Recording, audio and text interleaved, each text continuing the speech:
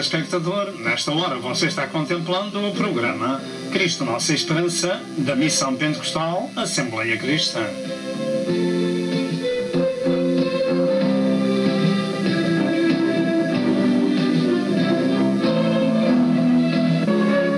O alvo deste programa é a glória de Deus e a salvação da sua alma. E para isso, por favor, procure obter as muitas mensagens deste ministério, tais como evangelismo, ensino e profecia para estes últimos dias da Hora da Graça.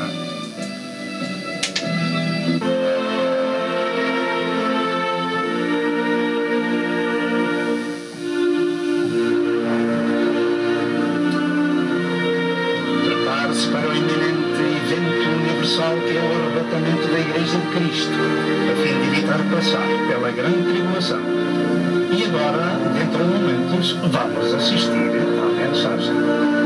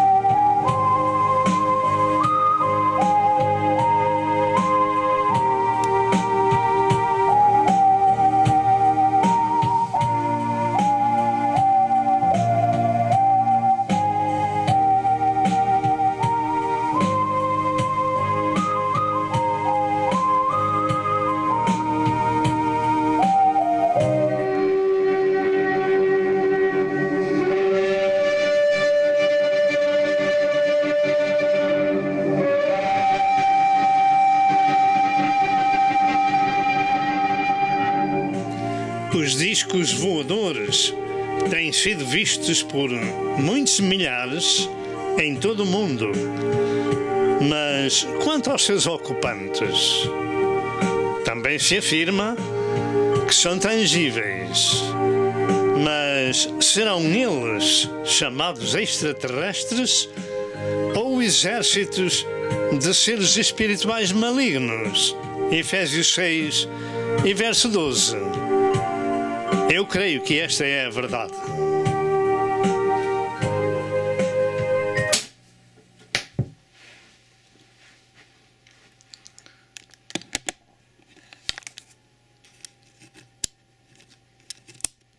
Caros telespectadores, paz seja convosco.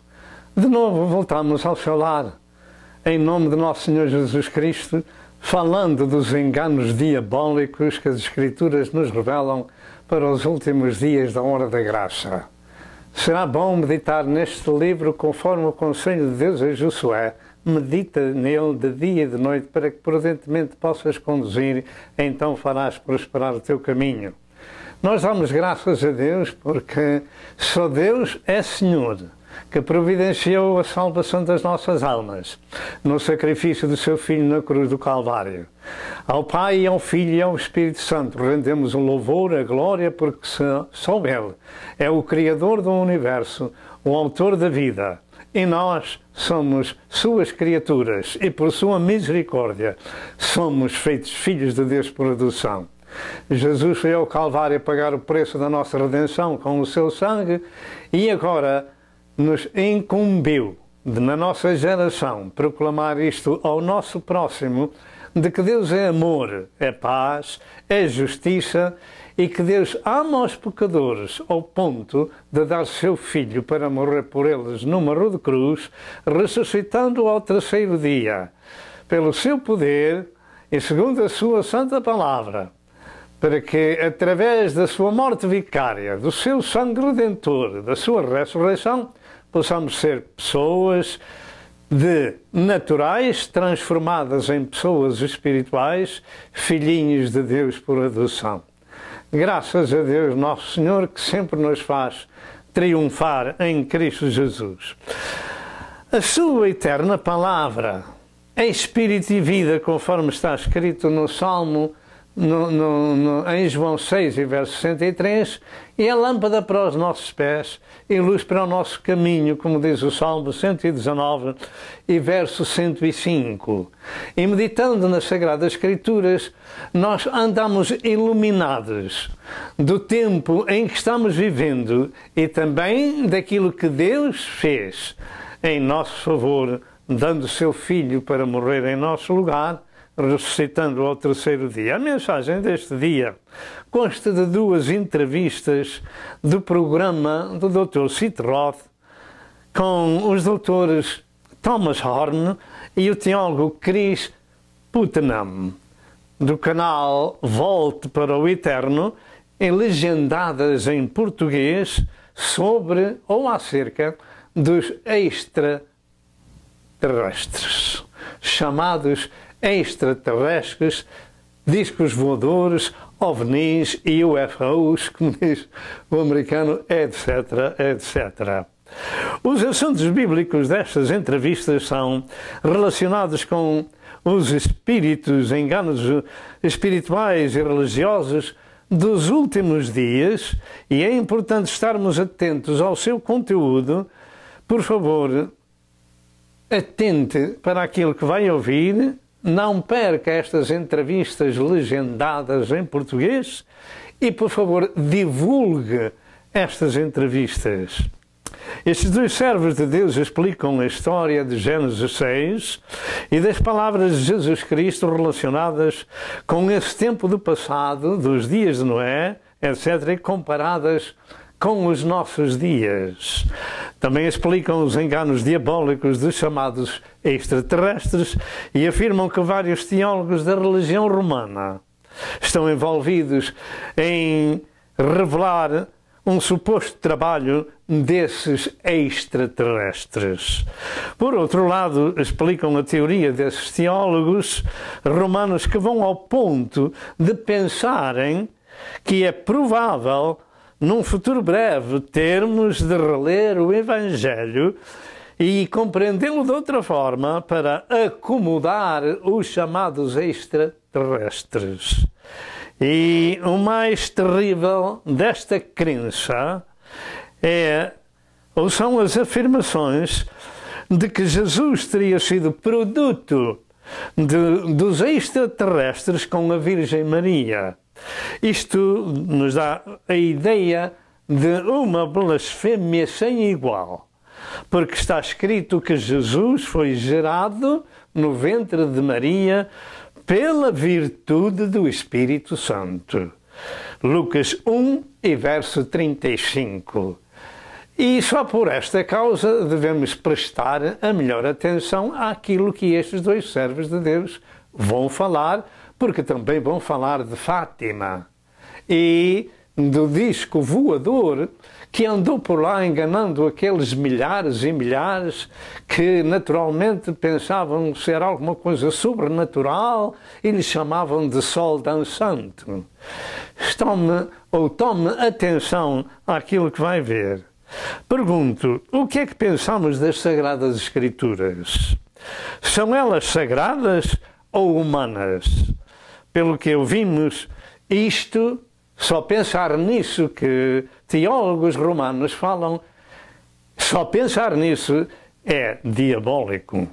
Por esta razão, eu creio que o povo de língua portuguesa e que assiste a este programa tenham a oportunidade de ver e ouvir o que estes servos de Deus têm colhido nas suas pesquisas sobre o engano do diabo para os últimos dias. Entretanto, as Santas Escrituras ensinam que devemos examinar tudo, retendo o bem. 1 Tessalonicenses 5 e verso 21. É bom ouvir de um lado e de outro e fazer o exame àquilo que nós ouvimos, se é ou não baseado na Santa Escritura, que é Espírito e vida. Louvado seja o nome do Senhor. O tempo do fim é propício ao engano. E não há maior engano na humanidade do que nas coisas de Deus. Todos afirmam ter a verdade e realmente somente tem a verdade quem tem Jesus. E não só isso. Para ter essa verdade é preciso conhecê-la. Jesus disse em João 8,32: conhecereis a verdade e a verdade vos libertará. Será que todos nós conhecemos a verdade? Louvado seja Deus! Este ministério tem há muitos anos servido de atalaia para evitarmos o engano dos homens que com astúcia são obreiros fraudulentos ensinando doutrinas de demónios. 2 Coríntios 11, 13 a 15 e 1 Timóteo 4, em verso 1. Há muitos púlpitos onde os chamados servos de Deus não passam de lacaios do diabo. Isto foi o que o apóstolo São Paulo disse nas Escrituras já mencionadas, etc. Assim, para evitar ser enganado, o povo de Deus deve examinar tudo e reter o bem, evitando o engano, persistindo em ler a Santa Escritura e procurar saber a verdade ali exarada. Vejamos alguns exemplos básicos da verdade bíblica para evitar o engano de igrejas humanas e religiões sem o verdadeiro Deus. Porque o mundo está cheio de deuses e deusas, etc., etc. Mas só há um Deus e um só Salvador, cujo nome é o seu Filho Jesus Cristo. Assim vamos dar algumas escrituras acerca das escrituras básicas que todos nós precisamos de saber e de ouvir. Assim, desta forma, podemos compreender que só há um Deus verdadeiro. Primeiro, saibamos que, embora haja no mundo várias religiões com os seus livros de instrução religiosa e humanos, contudo, somente existe uma revelação de Deus aos homens, que é a Bíblia Sagrada, que contém 66 livros, e fora dela tudo é humano, espúrio e diabólico. E que Deus somente escolheu Israel, a começar com Abraão, Isaac e Jacó. Israel, que é o povo escolhido do Velho Testamento, a quem foi dada a lei através de Moisés. A lei de Deus para o Velho Testamento e para um povo específico em Abraão, Isaac e Jacó. E que deste povo Deus escolheu os profetas, como está escrito: homens santos de Deus falaram inspirados pelo Espírito Santo. 2 Pedro 1 e verso 21. E também que Deus nunca foi visto por ninguém. O Filho unigênito que está no seio do Pai, esse o fez conhecer. João 1 e verso 18. Fora deste fundamento, outro não existe. O facto é que Deus, em visão, disse a Moisés, e disse mais: não poderás ver a minha face, porquanto homem algum verá a minha face e viverá. Êxodo 33 e verso 20. O que Moisés viu foi o anjo do Senhor, ou seja, Cristo já no passado. E também que no Novo Testamento Deus tem também um povo peculiar, a geração eleita, o sacerdócio real, a nação santa, que é a sua igreja. 1 de Pedro 1, 2, e verso 9 e verso 10. Pergunto, pertencemos nós a este povo peculiar, à igreja santa do Senhor? Paulo diz que a igreja de Cristo são o templo do Espírito Santo. 1 Coríntios 3, 16 e 17 e 1 Coríntios 6, 19 e 20. Somos nós esse templo do Espírito Santo? Nós precisamos de conhecer as coisas básicas para dizer alguma coisa baseada na Santa Escritura de que Deus é amor, é paz e é perdão e quer salvar todos os homens. Mas que também este sagrado livro nos adverte continuamente que haverão falsos profetas, falsos doutores aos montões e que muitos ensinarão as doutrinas de demónios. Portanto, devemos ter o cuidado de saber as coisas básicas da Santa Escritura e estar convictos pelo Espírito Santo de quem somos, aonde estávamos, aonde estamos e para onde vamos. Louvado seja o nome do Senhor. E aqui vamos fazer uma pequena pausa. Amém. Os discos voadores têm sido vistos por muitos milhares em todo o mundo, mas quanto aos seus ocupantes, também se afirma que são tangíveis. Mas serão eles chamados extraterrestres ou exércitos de seres espirituais malignos? Efésios 6 e verso 12. Eu creio que esta é a verdade.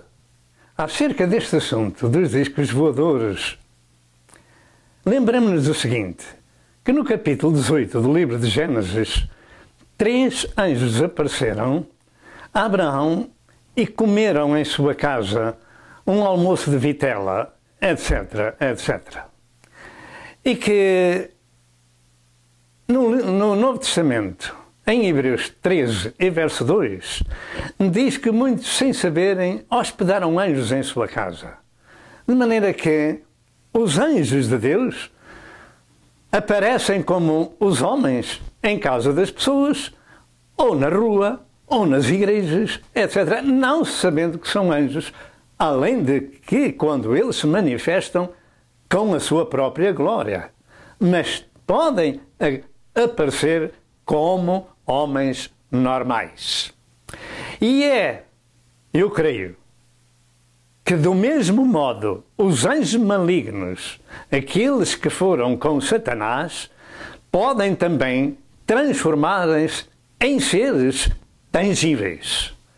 É aí que devemos ter o cuidado, porque o mundo está infestado de demónios e até, como diz a Sagrada Escritura, já foi dito, há muitos púlpitos onde se ensinam doutrinas de demónios. De maneira que devemos compreender o básico das Santas Escrituras para sabermos o que nos rodeia.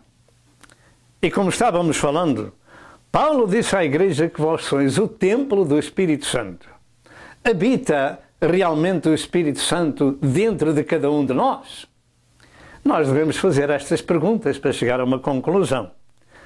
Além de tudo, devemos saber que Jesus Cristo é Deus revelado em carne, que é o autor da vida, que é o Criador do universo e que veio dar a sua vida pelos homens que Ele próprio criou. É importante a confissão de que Jesus Cristo veio em carne a este mundo, porque se não houver essa confissão, as pessoas não são salvas. Você pode ver isto em 1 João 4:2, 1 Timóteo 3, verso 16, João 1, 1 a 10 e Colossenses 1, 15 a 17.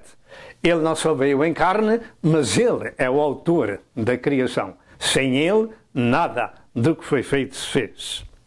Segundo lugar, vejamos alguns exemplos doutrinais que a salvação de Deus é para todo o homem. e é dada pela graça de Deus mediante a fé, sem que tenhamos de fazer algo para a merecer. Efésios 2, verso 8 e verso 9. É pela graça.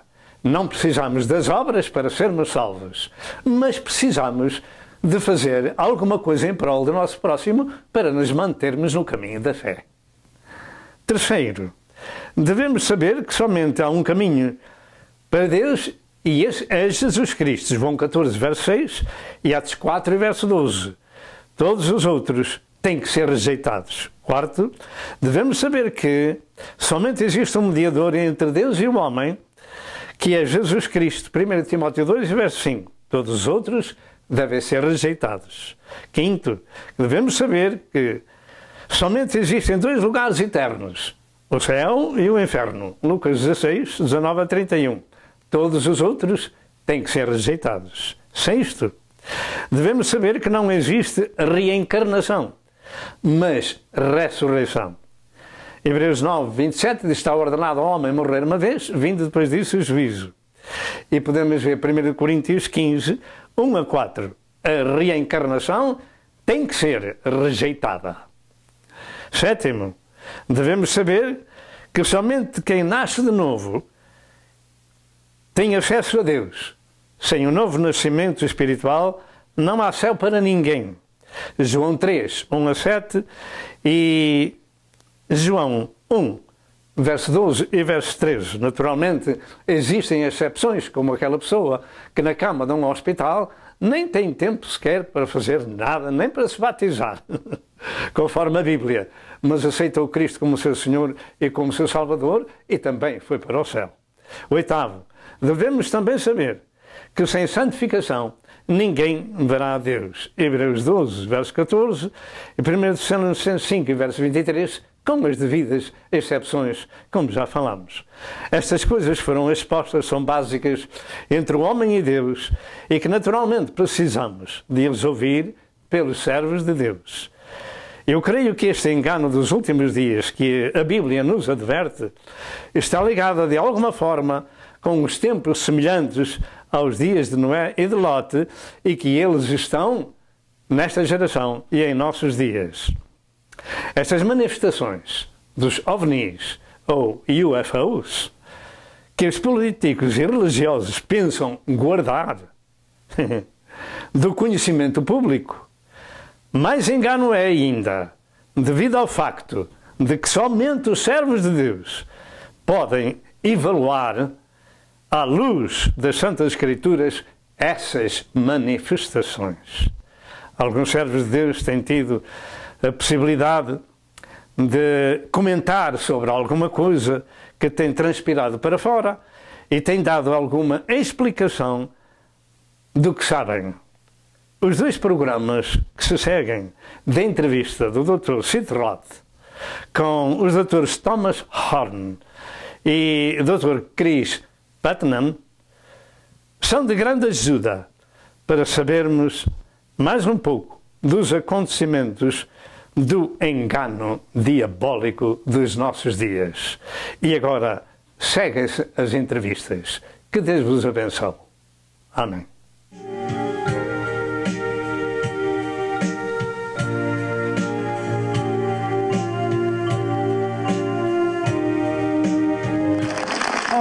Welcome to my world, where it's naturally supernatural. Buried in the Library of the Vatican was an ancient 900-year-old prophecy which listed every pope for the next 112 popes. Well, we've had 111, and every single pope that had a prophetic word, and they all had it, that's what happened in their life. Amazing, stunning accuracy. Would you like to know what it says about the 112th pope? I'll tell you one thing. It says he will be the Pope for the final judgment.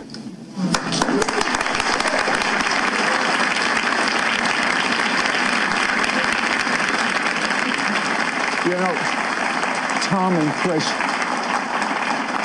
your best-selling books, you made major predictions. I mean, you guys like to live a little dangerously. I mean, you went all out on the limb, and you stated, you predicted that in March of 2012, the Pope would resign for health reasons, and let's be candid, they missed it. Did you? Well, at first, actually, we thought we might have. Now we learned that, in fact, we did not. We made a prediction that Benedict would retire in either March or April of 2012, citing health reasons.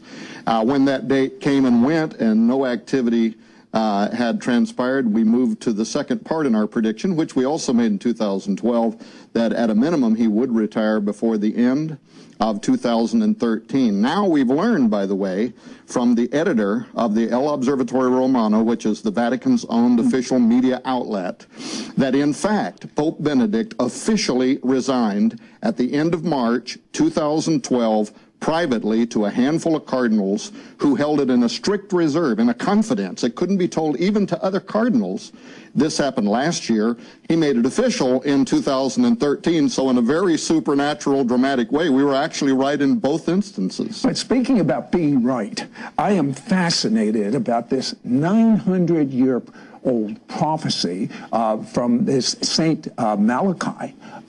Tell me about these prophecies. Well, the prophecy of the popes was allegedly given to Saint Malachi Morgare, an Irish saint, in 1139 A.D. Now, the way that this story is told, Malachi made a pilgrimage to Rome to see the Pope, and right outside of the city of Rome, he had a vision of all the popes up until the tribulation period. So he wrote down a series of short Latin phrases for 112 popes, except the last one, which is quite a bit more detailed. The last prophecy, the prophecy for the very next pope, says, "In the extreme persecution of the Holy Roman Church, there will sit Peter the Roman, who will nurse the sheep in many tribulations. When they are finished, the city of 7 hills will be destroyed, and the dreadful judge will judge his people." Now, I've got to know the two of you, and you are such, Chris, a theologian, so after truth. You've analyzed all of these prophecies for all 112 popes. Tell me pull one out about one pope that you felt was amazing. But even beyond that, were they all on the money or not? Well, Sid, I'll tell you, when I began to investigate this prophecy, I was not predisposed to believe it. I'm not a Catholic, I'm a Protestant, but I wanted to take a critical, skeptical kind of look at it. Now, some of them seem a little vague to me. Some of them seem to speak to the coat of arms of a pope or events during his papacy. But the ones that are accurate, the ones that make kind of a risky prediction, are so accurate that I really could not dismiss it. And I think it does beg us to take it seriously. For instance, there was one prophecy in particular that grabbed my attention. This was for Benedict XV. Now, he was pope from 1914 to 1922, and the Latin phrase was religio depopulata. Now, that means religion depopulated in English. So what happened between 1914 and 1922? We had World War I, which is devastating to Europe, devastating to the Catholic Church. But to add insult to injury, you had the Bolshevik Revolution in Russia, where 200 million people left the church to join the Communist Party. Those that didn't leave, Lenin targeted them specifically to eliminate them. So religion was depopulated probably more than any other period in history up until that time. And this prophecy nailed it. Now, why do you say that this will be the last pope? It's the last one on Malachi's list. And I just cited the prediction for this pope. It says, in the extreme persecution, the tribulation, the dreadful judge will judge the people. So it really does sound like the end times. And it matches the book of Revelation in some pretty compelling ways in chapter 17, which also speaks of a 7-hilled city. I'm going to tell you something. At first, when I heard about this, I didn't want to touch it with a 10-foot pole. But after talking to them on the phone, looking at their research, understanding their brilliance in their respective fields, I feel that what you're about ready to hear will change your paradigm for end times forever. For instance, they investigated secret files from the Vatican that shows that the Vatican has been in communication and been researching aliens from other planets that strongly affect your whole understanding of the last days. We'll be right back after this word. We now return to It's Supernatural. You know, the Bible warns about great delusion because people won't have a love for the truth. They're going to accept lies in the last days. And I believe that what you're about to hear will totally change your paradigm on the end times. Now, Tom, I believe you were hand-picked by God for doing your part of the research team of the last days. Now, shortly after you became a believer, you died. Tell me about it. Yes, I did. I had been seeking God. I was a young believer. I went home one night. I climbed into bed. The next thing I know, I'm standing in front of a brilliant white light. Somehow I know that I'm in front of the Lord, and He's told me He's told me some things, and now He's telling me I'm not going to remember, but it's time for me to return. The next thing I know, I'm falling from the heavens. I land on the bed in my bedroom. I sat up real fast. I breathed in very deeply, like that, and I find my wife sitting beside me. She's bawling her eyes out. Long story short is she had woke up in the middle of the night, found me dead, did various things to, verify to herself that I was dead. Now, I started asking questions. Why would the Lord have showed me something and then told me that I wasn't going to remember what it was? That confused me. I happened to be reading through the Bible at that time, and was in Job 33. First time I was ever reading through the Bible in my life, and I'm praying, Lord, why would you show me something and then tell me I'm not going to remember what it was? When all of a sudden, off the pages from the 33rd chapter of the book of Job, I read these words: in the nighttime, in deep sleep, in slumbering upon the bed, then God seals the instructions of the righteous within them to hide pride from man. Now, Tom found, after 25 years of being an Assembly of God pastor, a family secret.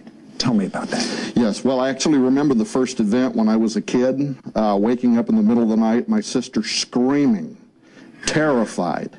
We all go running to her room, and as a kid, Mom never would let me know what had happened that day. Years later, I discovered that that was the first night in which she began experiencing what many people in the secular world call alien abduction. She woke up, small, bulbous-headed, gray, three little gray men standing next to her bed, speaking in a gibberish that she couldn't understand, and that when she screamed, they vaporized. They literally just disappeared as if they were more amorphous or shadowy, if you will, made out of smoke. They just disappeared. And that stayed with me once I knew that. Well, here I am, I'm a pastor, right? I'm 25 years a pastor. I pastored large churches. I have responsibilities in the community. Right. Nobody can I talk to about this, in the 70s.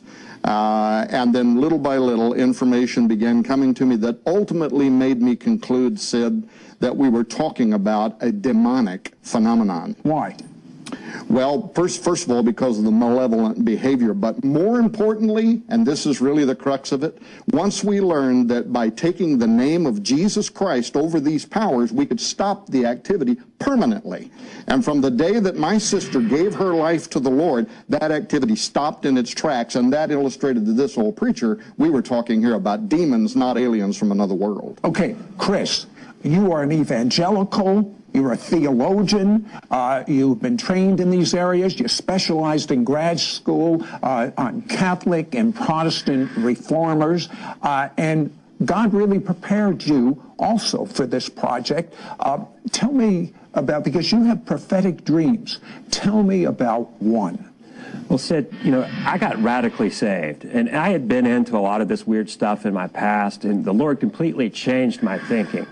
And, as my values changed and I started to get into God's Word, He did give me a dream. He gave me a vision that he was going to use me to minister in areas that most Christians are afraid to talk about. And between the two of them, you can see why God put a perfect research team together. But now, the question that I have, what have you uncovered from records in the Vatican about aliens? I mean, it blows my mind that they're even researching such a subject as this. Well, the records in the Vatican go back centuries. Actually, I wrote 2 chapters of history concerning the Vatican's interest in extraterrestrials. They have a whole theology developed around what they call the principle of plenitude, meaning anything that God could do, he would do. So they consider the existence of aliens an inevitable consequence of God's omnipotence. Now, you've actually researched with Vatican astronomers. What do they tell you? Yeah, it's extraordinary. We even had the opportunity to go to Mount Graham in Arizona, which is where their Vatican Astronomical Technology Telescope, called that, where it's at, where the Vatican's astronomers study the deep space. And in the course of doing that, getting permission through the Arizona State University to go there to meet with their astronomers, the Jesuits who are there, we also got access to top astronomers that work in Rome, including an astronomer by the name of Guy Cosmologo. He's one of the top astronomers for the Vatican. What was the major thing you got from your interview with him? Oh, well, 2 major things. One, he says without apology that very soon the nations of the world are going to look to the aliens for their salvation. Now, when you make a comment like that... Did you just hear what he said? Does that show you how fast things are moving and how we're really in the last of the last days?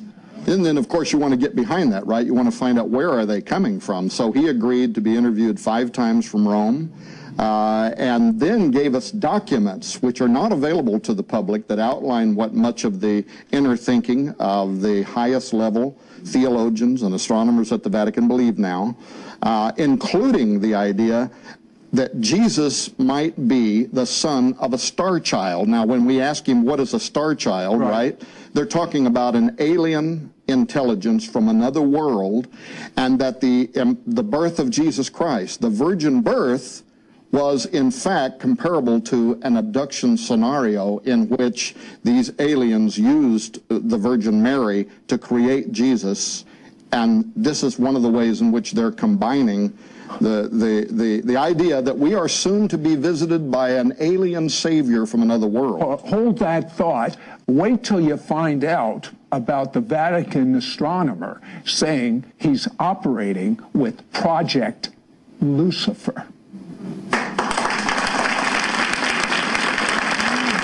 We'll be right back to It's Supernatural.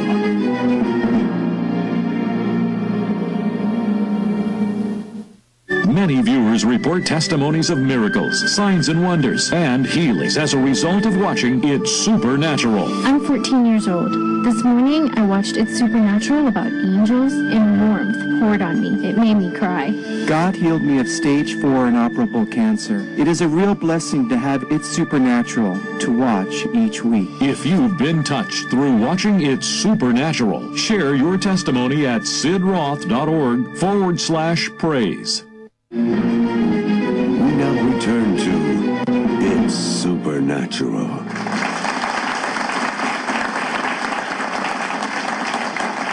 Okay, I promised you we would find out this great Catholic astronomer, number 1, is operating with something called Project Lucifer. What is that? Well, up on top of Mount Graham in Arizona, there's an observatory complex that consists of 3 very high-powered telescopes. One is the Vatican Advanced Technology Telescope. There's a radio telescope, and then there's one called the Large Binocular Telescope. This is the most powerful telescope in the world. In fact, they told us they can get better images of space than the Hubble Space Telescope can. Now, attached to this telescope is an infrared camera named Lucifer, which is really a kind of an odd name for a camera. And You know, from the information that we gathered, this thing was named by the Max Planck Institute and some German astronomers, but the Vatican is part of this conglomerate up there, that they're all working together. Now, what this instrument's used for is astrobiology, for looking for exoplanets, looking for other worlds.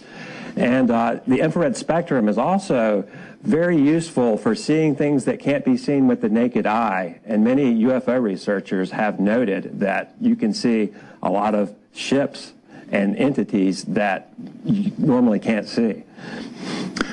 Tell me about what the Vatican astronomers are telling you, what others, experts, I mean, you had a research team. Right. Tell me a few of the things they're telling you. Well, first of all, the day that we spent on Mount Graham, the entire day there, we had the Jesuits speaking to us face to face. We also had systems engineers. It was astonishing, the access that they gave us. And one of the things we found amazing in the use of the Lucifer device and even the other telescopes is how commonly the astronomers spoke of UFOs. We were just taken back by the fact that it was almost a nuisance to them that there are so many. I have to tell you, UFOs, I mean, I think that's like science fiction, to be quite candid with you. But I told my staff about this interview, and one of the staff members said when he was 12 or 13 years old, he saw a UFO, and they visited him and talked to him. I mean, and that's just a small group of people. And statistics say 1 out of 2 people in America believe in UFOs, unidentified flying objects. And we're hearing now reports all over the world. Well, and a lot of Christians have saw them too. My wife and I were crossing over a mountain one time when a circular silvery device dropped down from the heavens, shot around, done all kinds of things we couldn't explain.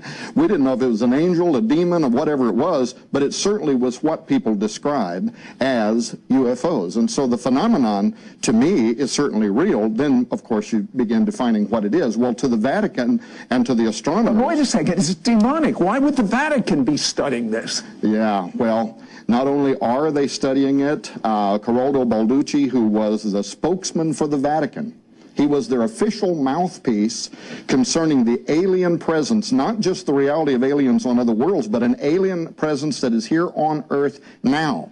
You can go to YouTube and watch his shows on Italian television when he spoke for the church and said that the church was using its embassies around the world to compile information, a case study, if you will, on what the aliens are doing on Earth now. So the belief system is deep, regardless of what you or I might make out of it. And I got to tell you, especially when it comes to alien abduction, I am convinced that we are talking about demonic activity, not intelligences from another world, maybe from another dimension. And they're moving in and out of our reality. They certainly have a conspiratorial plan that might even involve human hybridity. There's a lot to the study. That's why it took us thousands of pages and 6 investigators, and I had to bring a theologian on to make sure that I didn't get off track, right? But what they're saying to us now is it's going to affect Christian belief. There is a professor for the Pope's University in Rome, and he is a very highly respected intellectual. His last name is Tanzaniti, and he has written a paper now in which he is saying that very soon, not right in the beginning, we won't have to deny our Christian faith in the beginning. But there is information coming from another world, and once it is confirmed, it is going to require a rereading of the gospel as we know it. And that's the kind of information that we are receiving from the highest levels of Vatican intelligentsia. Where's this headed, in your opinion, after all this research? I think it's headed towards an imminent great deception. I think they either know something or they suspect something, and that's why they're preparing the Catholic faithful. And of course, the Vatican has reached beyond Catholics, but they're trying to prepare the world. Let me tell you something. This is information that you must digest in light of the scriptures. But the most important thing is not what we're talking about. The most important thing is that you know God. Whether he comes in 1 minute or whether he comes in 20 years, you must know him for yourself. Religion is good if it helps you know God. But if it's an end in itself, it means nothing. The only way you can know God is step one. He's already done everything he's ever going to do for you. His Messiah was sent to earth to die, the Son of the living God, and rise from the dead. And all of your sins and all of your diseases were put upon him. And by his wounds you were healed. Make Jesus your Lord with your mouth. You don't need a formal prayer. You say, Jesus, I make you my Lord. Live inside of me. Forgive me for all of my sins. And this is what the Bible says. You say it's too good. I agree. It is too good. Take the goodness of God. Taste and see that the Lord is good. He's good. I'm interrupting this show with a special announcement. We have a new Pope, and he's St. Francis. His parents are Italian. According to the Malachi prophecy, the last Pope would be Roman. Also, he's the first Jesuit Pope, and next week you'll find out how the Jesuits are involved in the last days.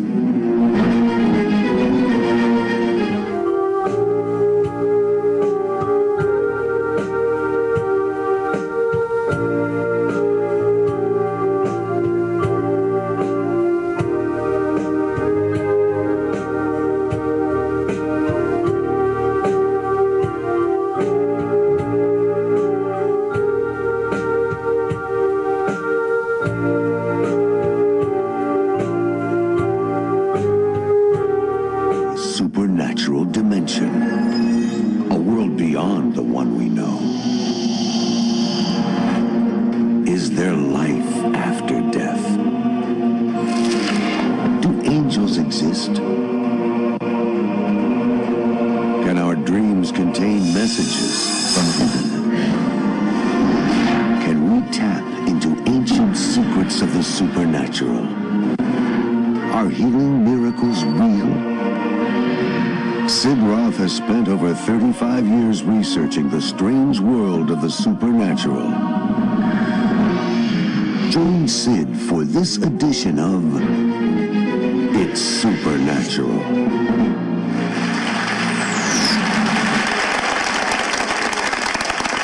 Hello, Sid Roth here. Welcome to my world, where it's naturally supernatural. Last week, we found out about these amazing prophecies buried in the Vatican. 900 years ago, what would happen to each pope all the way up to the last pope. On this show, we're going to continue, and we're going to talk about the Vatican's secret plans for welcoming an alien God with a small G under the reign of the last pope.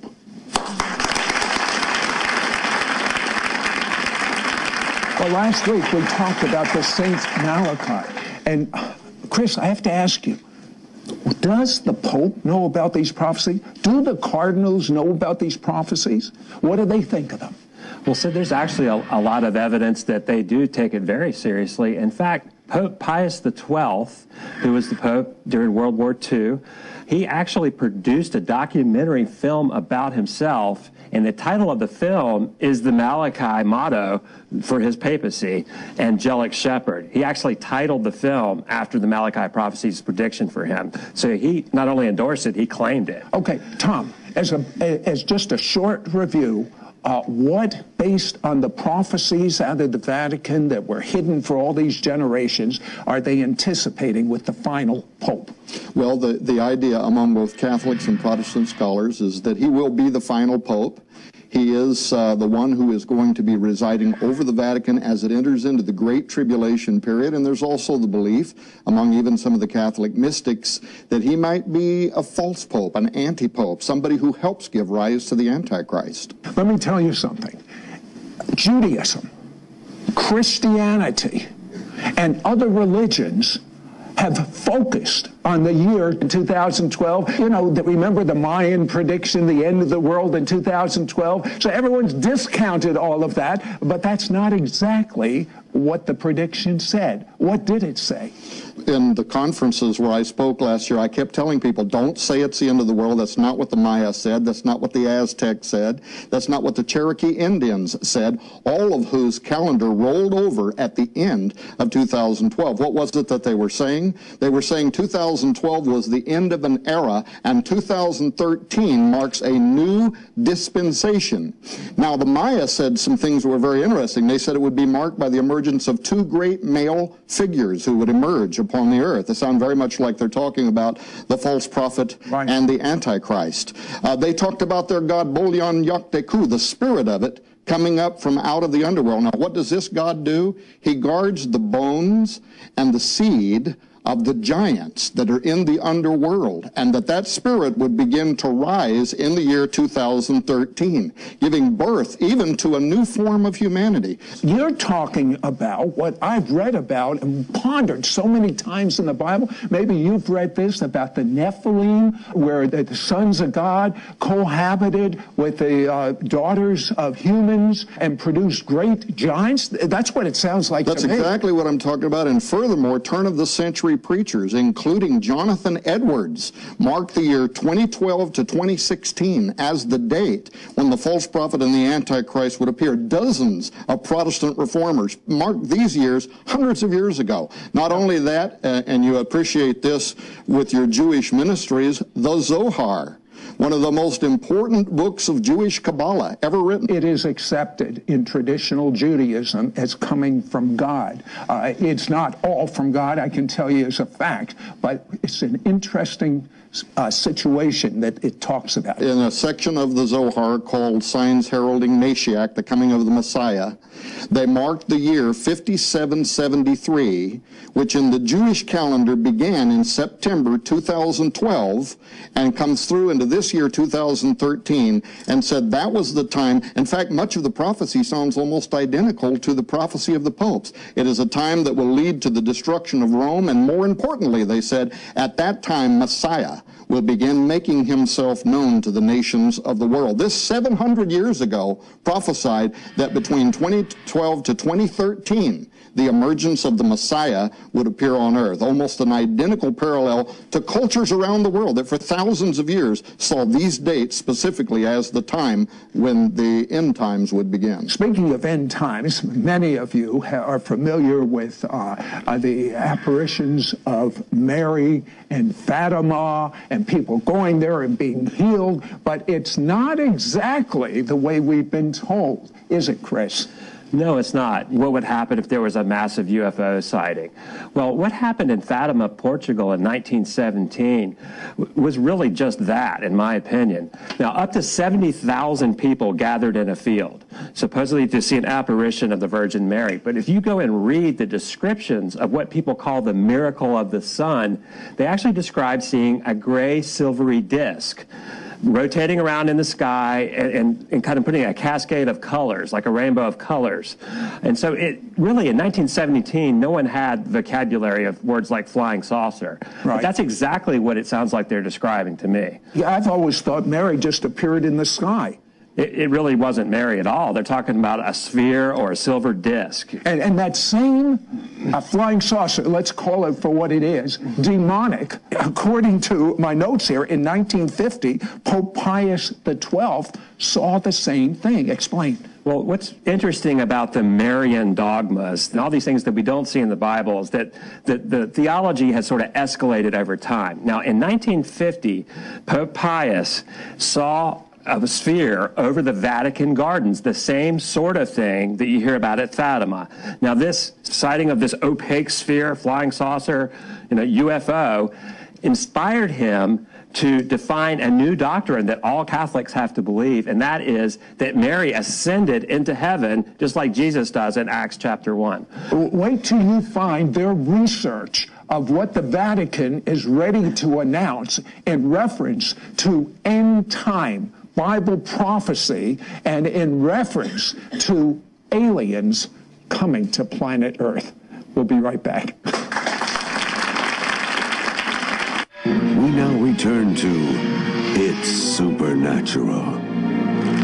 I'll tell you, as far as I'm concerned, I'm believing blown out of the water. And a lot of my end time thinking is the whole paradigm is changing in light of the Bible prophecy that you're bringing to us. Tell me about the Vatican Conference of a gathering of scientists to discuss extraterrestrial activity.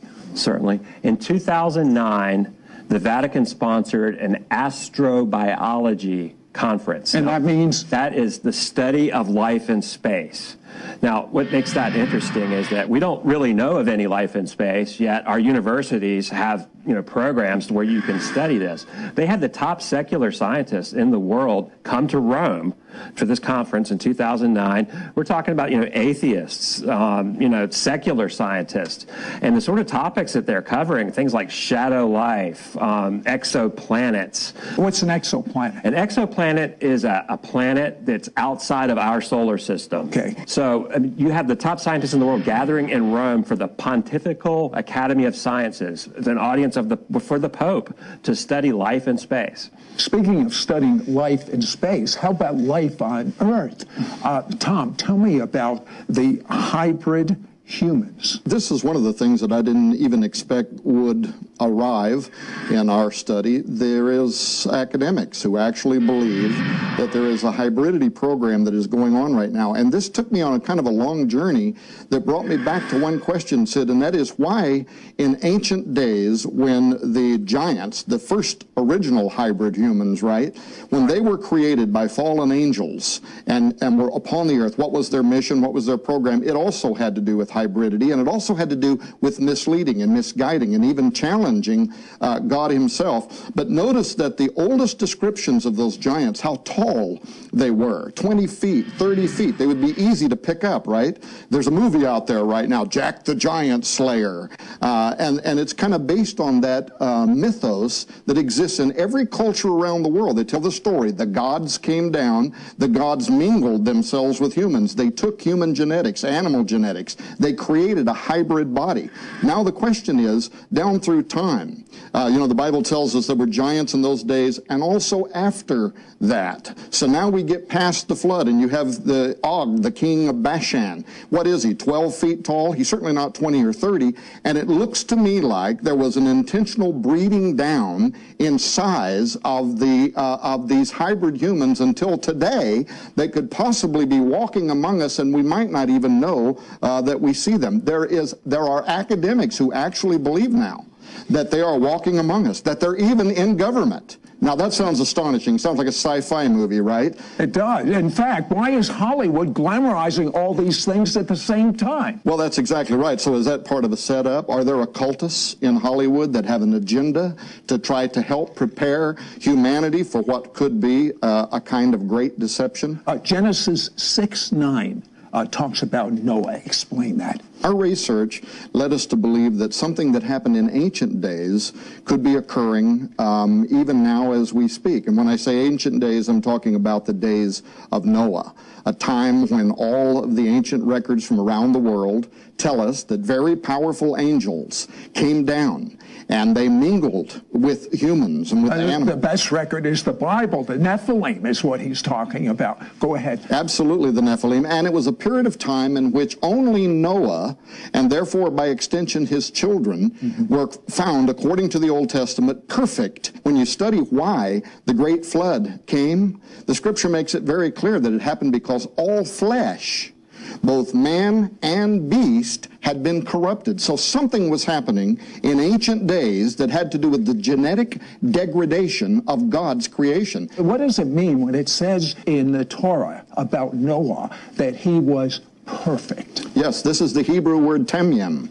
Means it's the same phrase that's used to describe an unblemished sacrificial lamb. It's talking about genetics. It's talking about his DNA had not been corrupted, as evidently the rest of the world had been by that time. So there was a saturation, an intermarriage between angels and humans, and then through intermarriage this was spreading over hundreds of years until finally, by the time we reach Noah, he's the last specimen left. that has a genetic makeup, his DNA, as God had made it. And therefore, you understand why God has to send this flood to wipe out all of this contaminated forms of life and sent this judgment in the days of Noah. Now, Jesus says, as it was in the days of Noah. Oh, yes.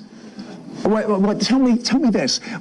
In the parable of the wheat and the tares, the weeds, the wheat and the weeds, the Messiah said, let them grow up together. Don't pull them out.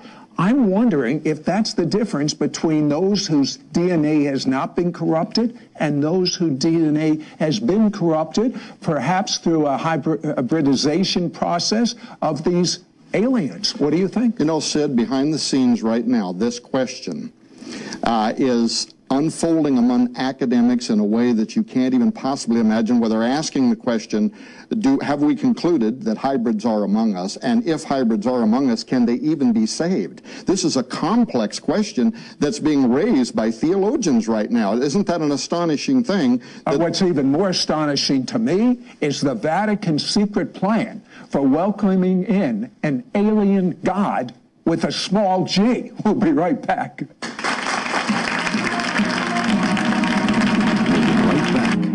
Supernatural. We now return to It's Supernatural. I'll tell you what, very few Christians, Protestants, or Catholics understand what you're about ready to understand right now. But there are secret plans for welcoming. The Vatican will welcome in this alien from another planet as God? Tell me about that. Well, Sid, you know, when you look at Bible prophecy and it talks about a one world government and a one world religion, you know, you see how divided the world still is. And, you know, we have to think that something unprecedented is going to occur that would unite the world under one heading like that. Now, Ronald Reagan gave a speech to the United Nations where he said how quickly our differences would be resolved if we were faced with an alien threat from outside this world. I mean, this is in the 80s. He gave this speech in the UN. Now, if you look around the world, what people believe, I mean, statistics in the United States say around 50% of Americans already think that UFOs are aliens visiting the Earth. Now, there was a recent poll in the United Kingdom. More people believe in extraterrestrials in the UK than God. Okay, and that's a fact. And so to me, the strong delusion is already here. The groundwork has been laid. And our hypothesis is these powers and principalities that Paul writes about in Ephesians 6, these demonic forces have seeded this idea into the world, so we are primed and ready for a deception. Okay, but what makes you think the Vatican has planned to announce this? Well, you know, they're having astrobiology conferences. They've made it intellectually virtuous to believe in these extraterrestrials. Their writings come out of their theologians have pretty much made the argument that if you don't believe in extraterrestrials, then that is actually the heresy. You talk about that the Vatican is going to reevaluate their position on basic Christianity? What do you mean by that? Well, their theologians have written that they think that these entities will be evangelizing us, that they think the chances are that they're not fallen and we are, so that we would have to modify our beliefs according to their revelation. So are they talking about setting up teams to evangelize humans and aliens? Is that what you're really talking about? Well, if you get on the internet right now, you'll find and baptize them? Hundreds of articles from the Vatican astronomers talking about baptizing extraterrestrials. 100 years ago, our top wonderful theologians had predictions based on their study of Scripture. Tell me about Hawkins Pember that wrote about the days of Noah 100 years ago. George Hawkins Pember was writing in the 19th century, and he found parallels between what he saw in the days of Noah and his age. And, you know, he pulled out 7 parallels, and there were things like the church marrying itself to the world. Well, and I went through his list and then compared it to where we are now. Now, everything that he saw in the 19th century has just, you know, exponentially grown. I mean, you look at like the church married contrary to the world. Now we have mainline denominations ordaining homosexual clergy and putting them up as their leadership. But they saw this 100 years ago. It was coming. He did, and the seventh thing on his list was actually the appearance of these entities, and he called them from the prince of the power of the air, which is what Paul calls Satan in Ephesians chapter 2. Now, the demonic realm in the New Testament worldview was the atmosphere above the earth. Now, tell me a couple other points that he saw. Well, Pember saw a vast population increase, for one. Now, our population has grown by leaps and bounds since something he couldn't even imagine. He saw a confusion of gender roles. He was talking about it in the 19th century. Does that sound familiar to you? It sounds familiar to me. I don't think he would even have any, inkling of how far that's gone now. I mean, now we have transsexuals, we have, homosexual marriages. What did he say about holiness? He saw that there was an emphasis on God being benevolent to the extent that they denied his holiness. Now, I think that we see this in this idea of pluralism, which is so popular in our culture, where all religions point to the same God. And this is a really acceptable notion in today's society. Like, to talk about hell or eternal punishment or the exclusivity of our Messiah, Yeshua, is the thing that most people don't tolerate. But you see, all these things the Bible says is black and white. They've got to be watered down for there to be a one-world religion, for people to welcome in an antichrist. I mean, what a setup. Even, one of the things that he prophesied that you just brought up is a lack of holiness, a lack in belief that there is a hell, a lack in belief that there's even a devil. And, some of these things are surfacing right now.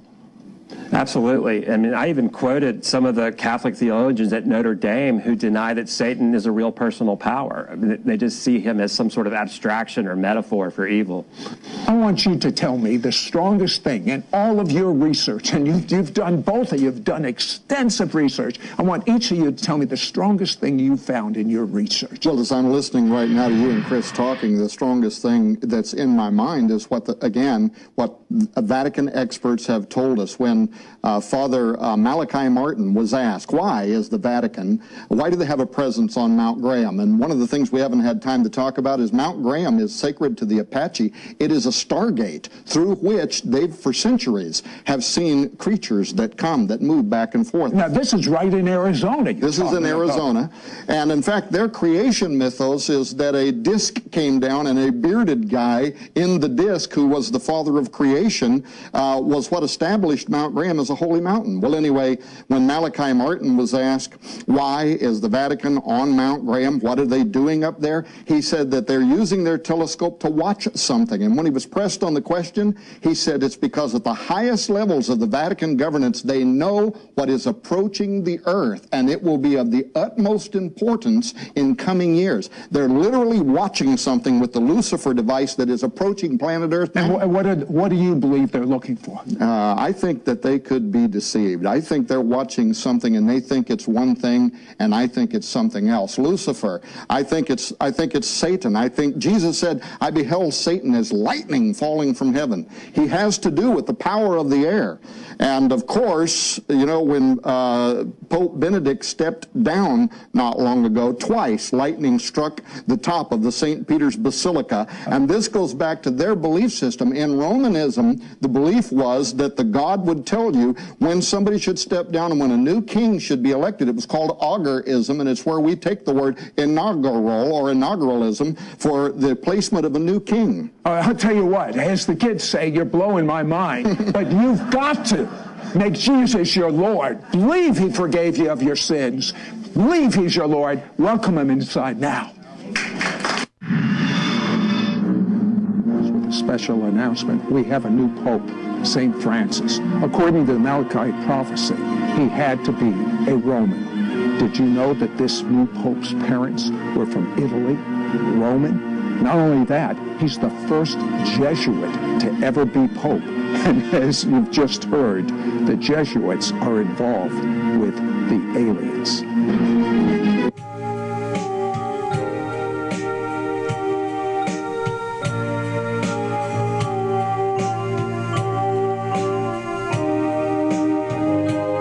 Meus amados telespectadores, ao findar este programa e depois de termos ouvido as histórias que creio que são verídicas acerca de teólogos romanos relacionado com os extraterrestres e um pseudo-salvador extraterrestre, e que tínhamos que ouvir o Evangelho dos extraterrestres, é motivo de grande apreensão para os cristãos e particularmente para a Igreja de Cristo estar preparada para o arrebatamento ao céu. Porque estas coisas estão escritas na Bíblia Sagrada, que o engano de Satanás havia de prevalecer no fim dos dias, e estes pesquisadores trazem-nos estas coisas para que possamos estar alertados e não crer em tudo o que nos dizem. Porque o Evangelho, que é o poder de Deus para a salvação de todo aquele que crê, nos narra que nos fins dos dias haverão estes enganos e que muitos púlpitos pregarão doutrinas de demónios. Portanto, devemos estar apercebidos de que estamos vivendo dias difíceis para o cristianismo sobre a terra. E agora, ao terminar este programa especial, perguntamos-nos como vão os nossos amados telespectadores reagirem a estas declarações destes pesquisadores cristãos. O Dr. Thomas Horn pastoreou por muitos anos igrejas da Assembleia de Deus na América.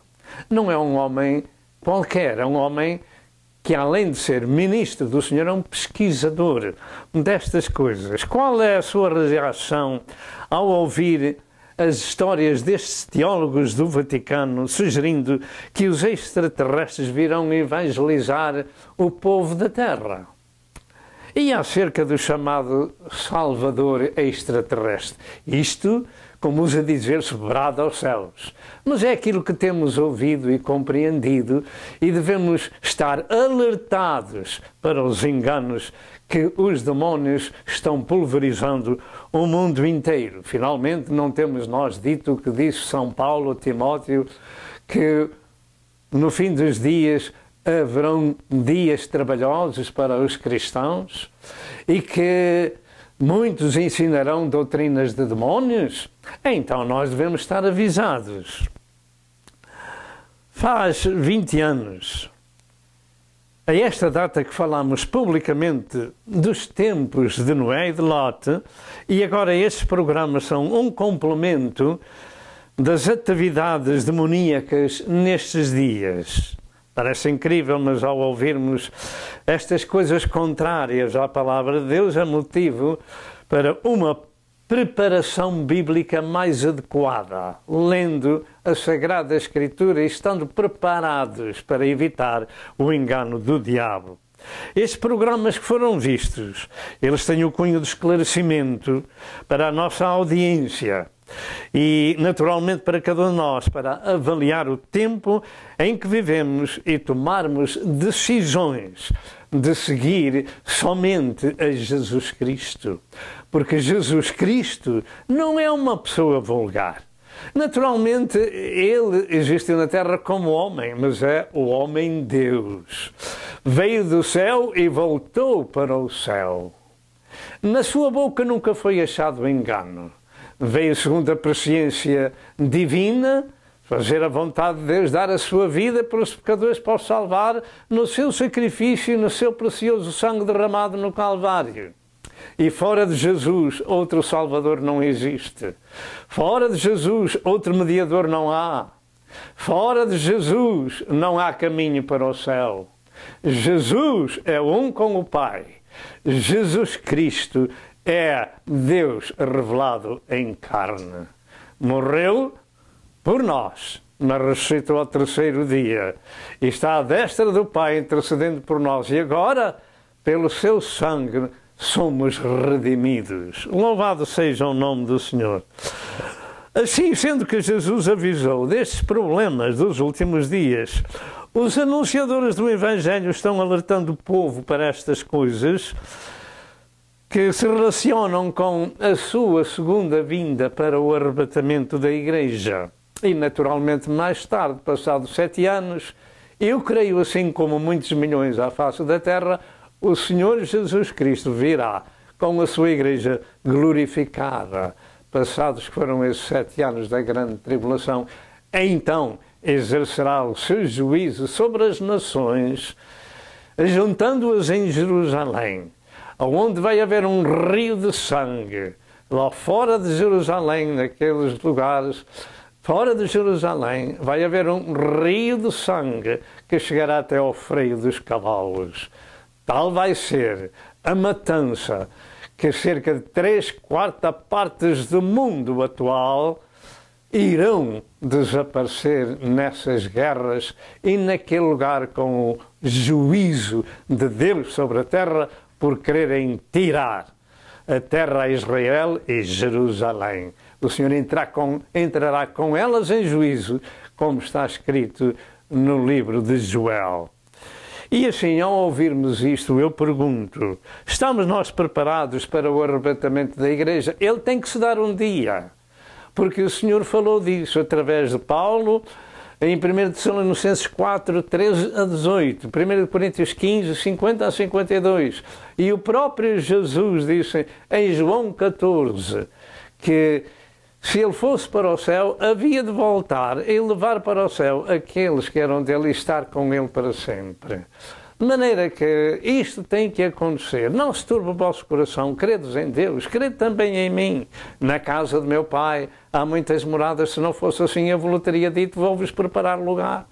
E se eu for e vos preparar lugar, e ele foi, graças a Deus, eu voltarei e vos levarei para mim mesmo, para que onde eu estiver, vós estejais comigo. Louvado seja o nome do Senhor. Eu pergunto, estamos nós preparados ao ouvirmos estas coisas desses pesquisadores?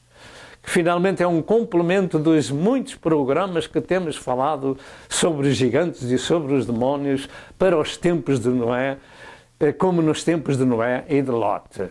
Isto está acontecendo sobre a terra e naturalmente, os homens estão-se contaminando outra vez com os animais, etc, etc. O que esperamos nós? Esperamos que Deus venha buscar a sua Igreja. É tempo de grande vigilância espiritual para evitar as pragas do Apocalipse. E agora, tome o meu conselho. Procure na sua área uma igreja onde se prega o novo nascimento espiritual e entregue o seu coração a Jesus, que o perdoará e que o salvará e prepara-se para sair da terra num tempo breve. Nós temos terminado aqui este assunto e que Deus vos abençoe e até ao próximo programa, se Deus quiser. Amém e amém.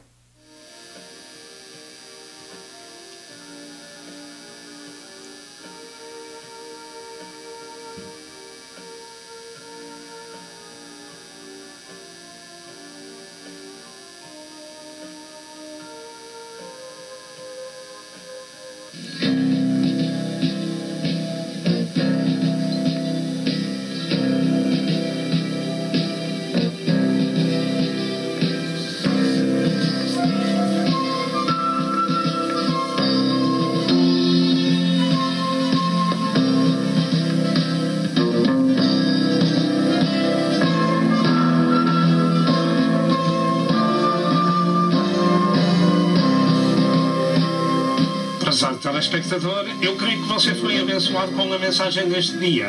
Toma uma decisão e junte-se ao povo de Deus para viver a eternidade com Jesus.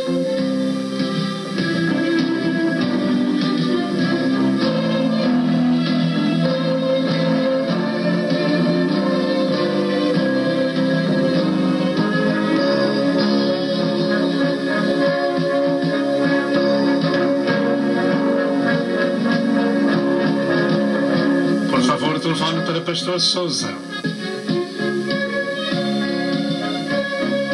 Que Deus o abençoe e até ao próximo programa, se assim Deus o permitir.